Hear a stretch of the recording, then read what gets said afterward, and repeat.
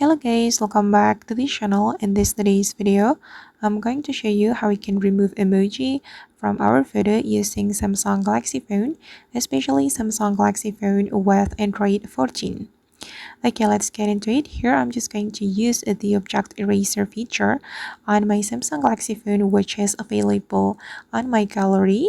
So first of all guys, I'm going to open my gallery, and for example, I'm going to remove this emoji from the photo. We can click on the photo, then we can click on this pencil icon. Okay, here we need to select the object eraser feature, this one guys.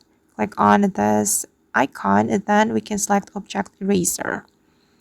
Okay, and you can read the instruction, tap or draw around anything you want to erase. Then I'm going to tap on the emoji since I want to remove this emoji from my photo. Then we can click on erase and just hold on.